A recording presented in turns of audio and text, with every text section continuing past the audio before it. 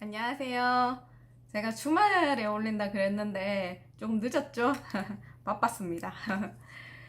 지금 이 동영상을 시청하시는 분들은 아직까지 소득세 신고 끝내지 못하신 분들이라고 생각이 들고, 나머지 분들은 뭐 의뢰를 하셨거나 아니면은 본인이 직접 셀프로 다 하셨거나 하시는 분들인데, 하신 분들도 좀 보시면 내년에 아마 도움되지 않나 싶은데 한번 보셨으면 좋겠거든요. 하신 분들도. 일단은 제일 많이 들어온 질문 위주로 해가지고 제가 6개를 뽑아봤는데 한번 보도록 하죠. 첫 번째, 질문 1번. 안내문을 받지 못했습니다. 라는 게 댓글에 좀 많이 달렸어요. 상상도 못했던 그런 질문이었는데, 일단 서면 안내문 같은 경우에는 단순 경비율 대상자만 발송이 됩니다. 그럼 나머지는 어떻게 안내문을 발송했냐? 카카오톡에 보시면 카카오페이 안에 내 문서함에 국세청이라고 해가지고 지금 발송된 게 아마 있을 것입니다. 이게 확인하기가 좀 어려워가지고 좀 못 찾으신 분들이 많을 것 같고요. 나머지는 만약에 나는 카카오톡으로도 못 받았고 서면으로도 못 받았다 하시는 분들은 홈택스에 들어가셔서 확인해서 본인이 직접 이렇게 신고하시는 수밖에 없거든요. 또 어떤 질문이 달렸냐 하면은 안내문을 안 받았으면은 세금 신고 안 해도 되냐라는 질문이 또 추가적으로 있었는데, 아닙니다. 2019년도에 내가 수입이 발생한 게 있다 그러면은 홈택스에 조회가 되건 안 되건 안내문이 발송이 되건 안 되건 무조건 신고를 하셔야 됩니다. 질문 2. 홈택스에서 수익금액 등이 조회가 되지 않습니다. 예, 이런 경우 있습니다. 아직까지 반영이 안 됐거나 이런 경우가 있는데, 저도 이 경우에 해당이 돼가지고 저는 원천징수 영수증을 보관해 놓은 거를 서면으로 보관해 놓은 거를 추가적으로 홈택스에서 더 해서 신고를 한 경우거든요. 그러니까 홈택스에서는 수익금액이 지금 조회가 안 되는데 내가 분명히 벌어들인 돈이 있다라고 하시는 분들은 원천징수 영수증이나 지급 영수증 이런 거를 보관하고 계시면 그거 추가적으로 더 해가지고 소득세 신고를 하셔야 됩니다. 자, 질문 3번. 홈택스의 종합소득세 관련 자료는 어디서 봐야 되나요? 라는 질문이 있었는데, 지급 명세서 등 제출 내역 같은 경우에는 3.3% 원천 징수하는 사업자 분들에 해당되는 그런 건데, 일단 여러분들도 혹시나 있는지 없는지 한번 가서 확인을 해보세요. 자기도 모르게 다른 소득이 있을 수 있으니까. 여기 홈택스 들어가셔서 마이 홈택스에 보시면 지급 명세서 등 제출 내역에 보시면 3.3% 원천 징수 수익 금액이 얼마인지, 원천 징수한 금액이 얼마인지를 나타내는 원천징수 영수증이라는 게 여기 다 나와 있으니까 그거 보고 그거를 기준으로 해가지고 신고를 하시면 되고요. 그리고 나머지 자료 같은 경우에는 종합소득세 관련 안내문을 받지 못했거나 하면 여기 신고도움 서비스 가시면은 여기에 내가 무슨 유형이고 얼마를 벌어들였고 하는 내용이 나오게 되니까는 그렇게 하시고요. 제가 요거는 앞전에 동영상에서 신고도움 서비스 가는 거는 설명을 해놨으니까 혹시 모르신 분은 거기 가서 한번 보시기 바랍니다. 여기 또 질문 순서가 조금 바뀌었는데, 만약에 여기에 지금 조회가 되지 않는데 내 소득이 있다라고 하시는 분들은 조회 되든 안 되든 간에 수익 금액이 있으면은 종합소득세 신고는 해야 된다라는 거를 일단은 알고 계셨으면 합니다. 그리고 질문 4번. 세무서 방문 신고할 경우 세금 부담이 올라가나요? 네, 그럴 수도 있고 아닐 수도 있는데 자신의 소득 유형에 따라 달라질 수 있습니다. 사업소득 같은 경우에는 좀 더 부담할 수도 있는 게 왜 그러냐 하면은 세무 대리인을 찾아가게 되면은 최소한으로 세금을 낼 수 있게 만들어 주는데 반해서 세무서에 가서 방문 신고하는 경우에는 원칙적으로 신고가 들어가게 됩니다. 내가 만약에 간편장부 안 했다 이러면은 세무서에서는 바로 기준 경비율로 신고를 해버리기 때문에 세부담이 올라갈 수도 있는데, 근로소득이나 금융소득 같은 경우에는 차이가 거의 없을 것입니다. 왜냐하면 요거는 신고 유형을 선택할 수 있는 방식이 없기 때문에 요건 누가 하든지 간에 요거는 같아집니다. 자, 질문 5번. 필요경비로 인정받을 수 있는 것은 어떤 것인가요? 라는 질문이 있었는데, 이것도 예상 외의 질문이었습니다. 다들 알고 계실 줄 알았거든요.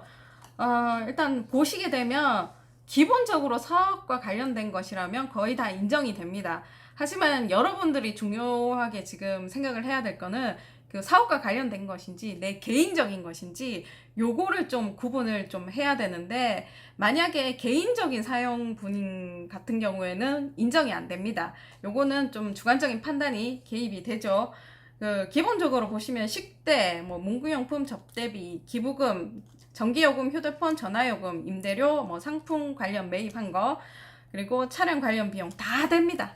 다 되는데 단지 요게 사업과 관련되냐라는 거고, 그 다음에 접대비, 기부금, 차량 유지비 같은 경우에는 요게 한도가 있는데, 여러분들은 거의 제가 여기에 한도에 걸릴까라는 생각이 듭니다. 우선은 여러분들은 사업과 관련된 것인지 이게 내 개인적인 것인지 한번 그것만 판단해가지고 사용을 하시면 될 것 같습니다.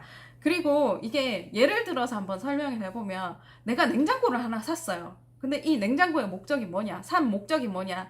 내가 집에 갖다 놓기 위해서, 이러면 개인적인 거겠죠. 근데 냉장고를 산 이유가 내가 사무실에서 쓰기 위해서 냉장고를 샀다 이러면은 사업 관련 비용으로 인정받을 수 있는 거죠. 이렇게 판단을 하셔가지고 카드를 분리해서 사용을 하셔야 됩니다. 요건 조금 이따 다시 한번 설명을 드릴게요. 자, 여기서 또 한 가지, 청첩장이나 부고장 같은 경우에는 그 거래처에서, 그러니까 여기서도 또 문제가 되는 게, 내가 그냥 내 개인적으로 친구한테 뭐 축의금을 냈다, 요거는 또 가사용으로 들어가는 거잖아요. 요건 또 안 되고, 거래처에서 거래처 사장님 딸이 뭐 결혼했다 이렇게 해가지고 축의금 20만 원을 냈다 이러면은 사업용으로 되기 때문에 요건 접대비로 인정을 받을 수가 있습니다. 그래서 여기 관련 증빙은 뭐냐?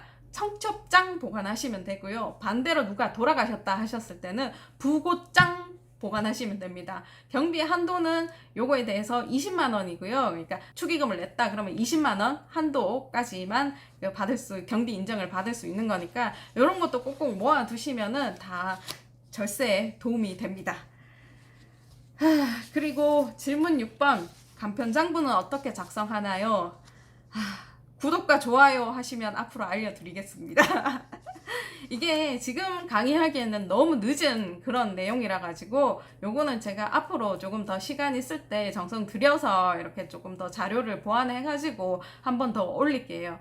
이거 기존에 나와 있던 방법 말고 제가 심플하게 해가지고 한번 설명을 드릴 테니까는 너무 어렵게 생각하시지 마시고, 그때 한번 영상 구독 취소하지 마시고 요런 거 제가 팁 같은 거 알려드릴 테니까. 저는 예전에 한번 제 소개를 잠깐 했는데, 저는 격리란 그 지위에도 잠깐 있었기 때문에 여러분들이 어떤 게 필요할지 너무나 잘 알고 있는 사람입니다.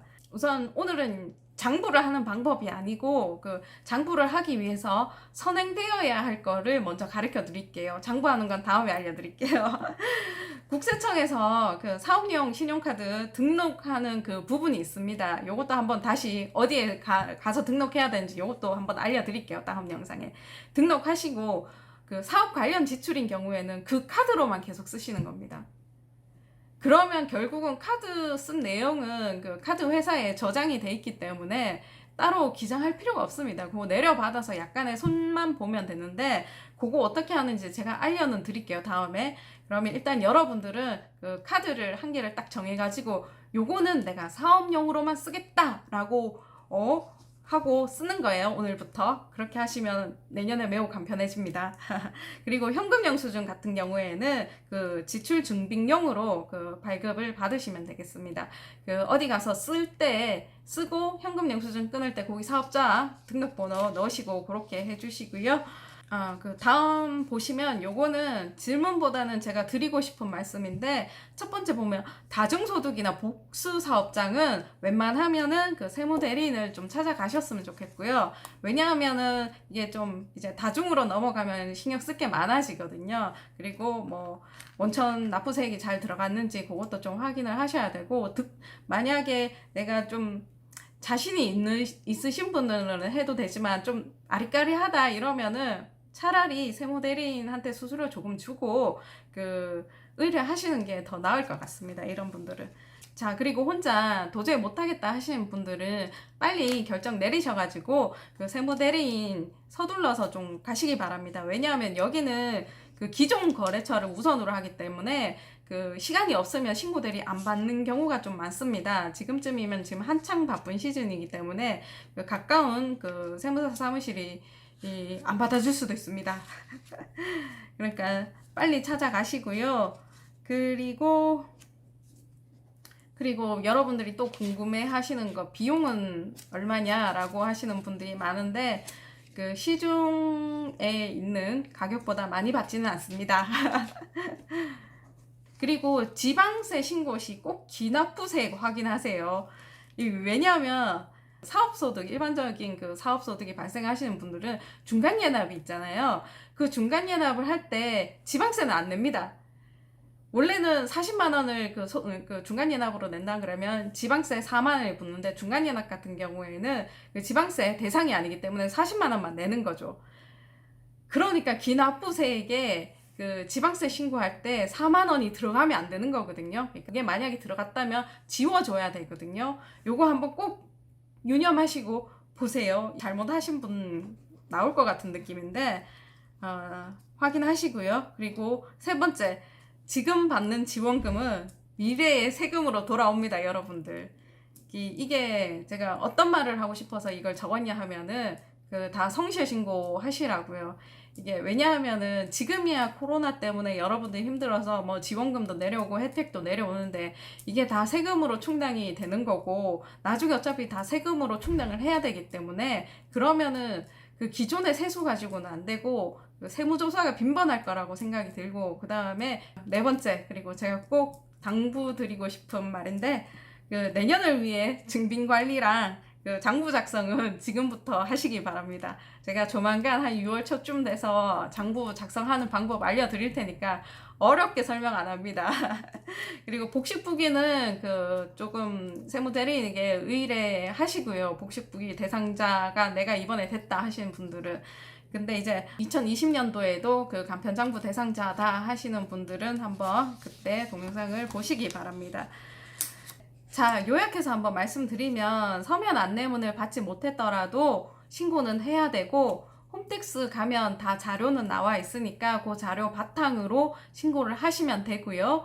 그리고 그 홈택스에서도 내 그 수익 금액이 조회가 안 된다, 근데 난 19년도에 수입이 있다라고 하시는 분들은 기중에 원천징수 영수증이라던가 뭐 부가세 자료 등을 이용해가지고 신고는 꼭 하셔야 됩니다.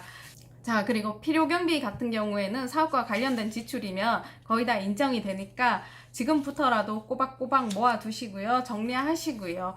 그리고 간편장부는 제가 다음에 알려드리도록 하고, 자, 그리고 구독과 좋아요는 여러분들의 올바른 절세로 이어집니다.